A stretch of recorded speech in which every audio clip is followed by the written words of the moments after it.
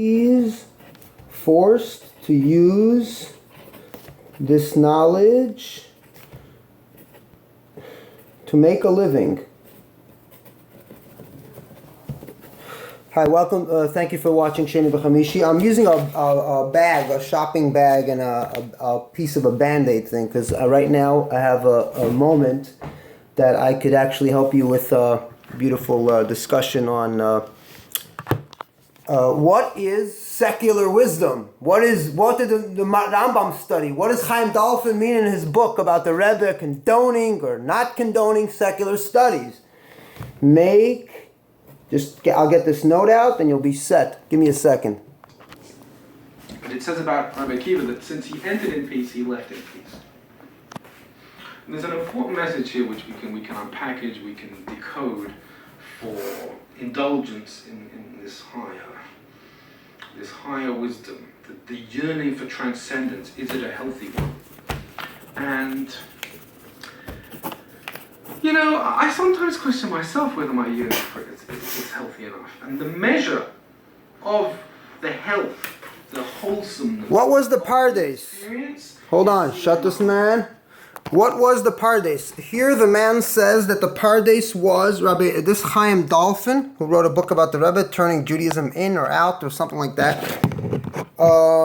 He says the Pardes may have been a garden, but it's not really necessarily important to the story.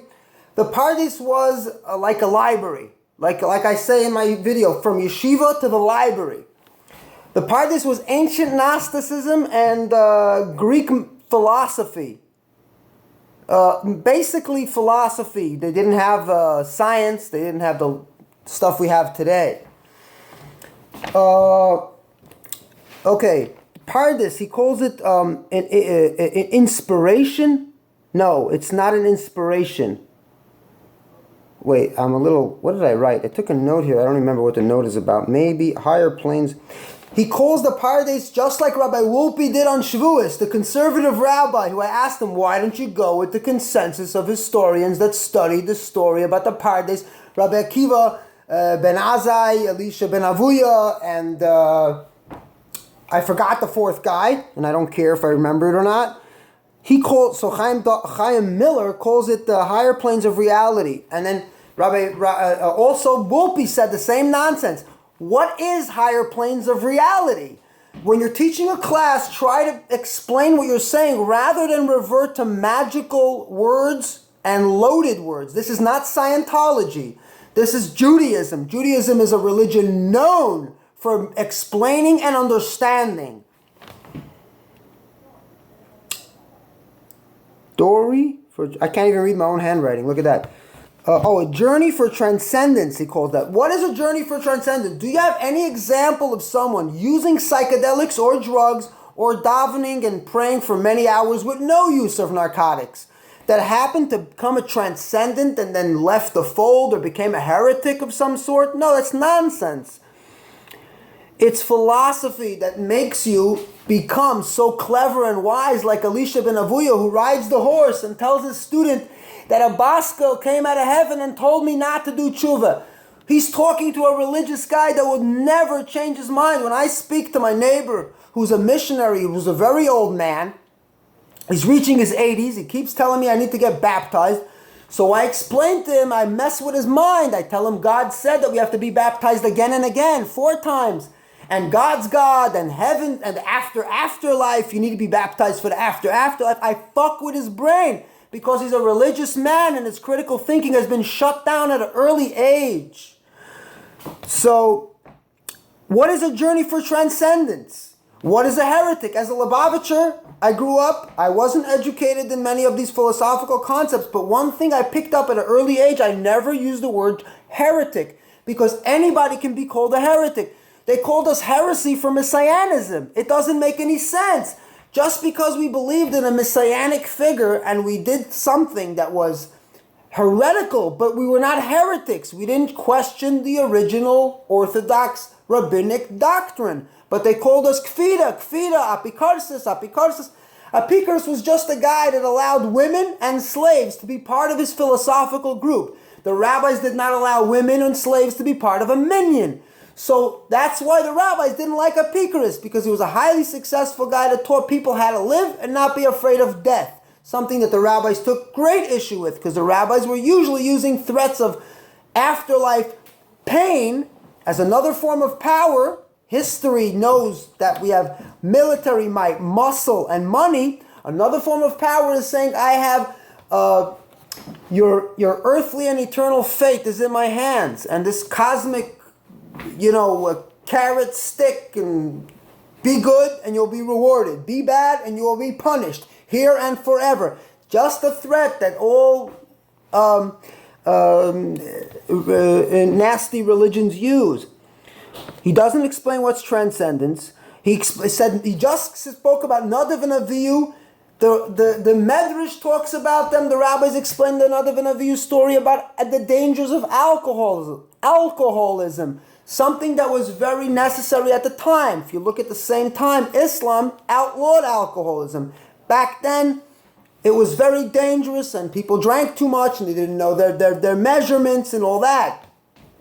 The Bible story about Nadav and Avihu was that it was unauthorized. The priests were in charge. The case of Nadav and Avihu was a homicide. God never lit anybody on fire for being drunk in a shul. Nothing that we know about. And if anybody died in a shul today, even the biggest tzaddik, the Lubavitcher Rebbe or Rav Shach or Rav Elyashiv, would agree to call the police and see what's the cause of death. Is it, the police have to do a report and a cause of death and an autopsy or whatever is necessary using the scientific method to understand if someone said God lit this guy on fire or someone said God did it, be very suspicious, right? So Nadav and Avihu they were killed by priests who were very likely to kill people at the time. Priests were second in charge to the kings. The Romans were first concerned about the priestly class, who were very in power in every way. They believed that they were chosen by God. This family sounds very suspicious for anybody that follows Rabbinic Judaism. You mean you're chosen by God because you were born into a certain family? There's a problem with the story. What else we got here? The point is, he said about the Rambam in the book. I'm going to give you a link to the page of the book about turning Judaism inside out and outside in and upside down, about the book that he wrote about the Rebbe. I don't think it's an interesting read because it's not useful. A critic like me would say that book is not useful whatsoever. If you want a useful book to understand a Rebbe, a mystic, a man that sees things that in reality we don't see, someone that feels that he's getting supernatural information, he thinks he's speaking to the dead, read a book by Hillman and Friedman, The Rebbe. It's got the cover. That's more of a scholarly academic book. That book is useful. You'll feel more confident knowing that information. So in the book he speaks about the Alter Rebbe, the author of the Tanya as he calls him, speaking about secular wisdom. So why did he choose the Rambam and the Ramban? First of all, he did not choose Levi ben Gershom, who was in the 12th century, and many other rabbis were mathematicians and doctors. Now, the Rambam's study was philosophy. The Rambam studied Averroes. The Rambam studied philosophers that had nothing to do with making a living, but had everything to do with being a good leader. Because when there was Jews who were forcibly converted to Islam, this story is told very well by Rabbi Yossi Jacobson. The one rabbi sent them a horrible letter and it made them feel terrible after they'd been forced to convert to another monotheistic faith, which is not even a fucking problem, because the Muslims are worshiping the same damn God that the Jews were worshiping. So it's not a problem. But this rabbi said such derogatory things, and the Rambam came and wrote a beautiful letter and attacked that rabbi. But why? Because the Rambam had a philosophical understanding of Judaism and religion, per se, and the Rambam saw religion as just the metaphysics of the masses. People who not everybody can be sophisticated. Not everybody can be a philosopher. So the Rambam saw that for the masses, you need something like the Mishnah Torah, not the Guide to the Perplexed, but the Mishnah Torah. They want to know what rituals and codes and things to live by and how to tie their shoes, because it gives them some type of clarity and stability for them. And these are people that are not sophisticated. They want simple. Everybody knows someone like that. It's not a lot of fun, but they exist, and we have to be of help to them all the time. So the Rambam writes a beautiful letter in their defense, and the Rambam takes care of that guy who puts them down. That guy was a simple, religious, God-fearing man. As Reb Zusha of Anapoli says, the fear of God is the death of wisdom.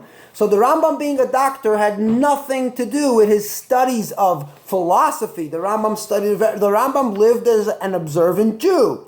Nichnas b'shalom, yatsa b'shalom, like Rabbi Akiva, just like me. I have no problems with religion, but I do have problems with bad ideas. The world is not full of bad people, as Sam Harris said. The world is full of bad ideas.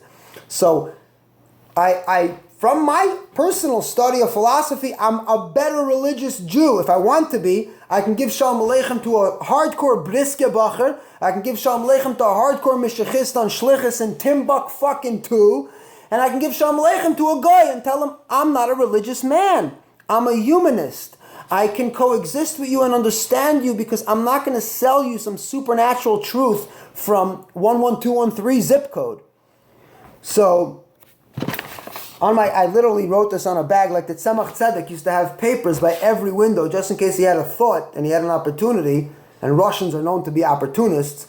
So he had a note and a pad by every one of his windows and he would sing a niggin. I didn't have a niggin with this, but I definitely did not want to waste a shot because I really wanted to get this off my mind. Many have asked me to review the book. So I've done the review on one page. That one page is enough for you guys to start thinking about critical thinking and education. This is, I don't have the light here. Maimonides forced to use this knowledge to make a living. Maimonides studied philosophy. Maimonides influenced Spinoza. Spinoza influenced Einstein.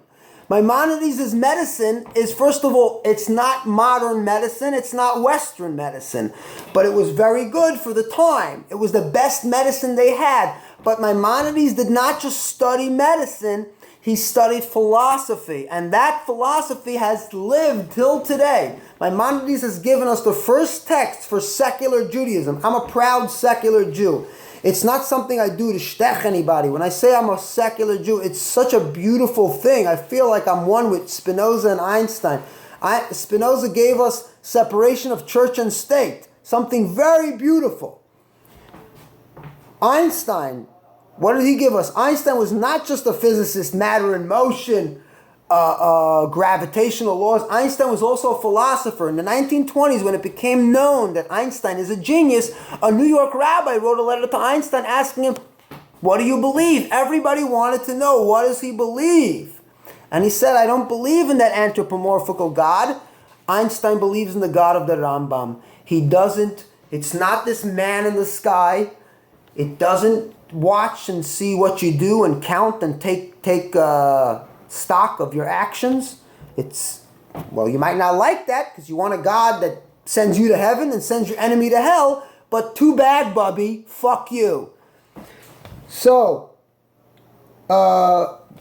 he skipped the part that the Rambam was a philosopher and the Rambam was a polymath. Remember, a polymath, the Rambam being a polymath means that many non-Jews, Arabs, free-thinking, and religious devout Arabs and Muslims have studied the Rambam because a polymath knew many fields. So the Rambam left a legacy. His medicine only helped the people at his time, meaning his medicine is outdated. The people that he helped are dead, but his philosophy lives on. So does Spinoza's. We live better today thanks to the genius of Baruch Spinoza. We live better today thanks to the genius of Einstein. If not for the Rambam, and if not for Einstein and Spinoza, we wouldn't have secular Judaism or proud secular Judaism. We would have people that just walk around to brachen, oh, I'm a heretic, I can't keep Shabbos. Thank you for watching Sheni V'Chamishi. I hope this is all I can give you. Thank you. Bye.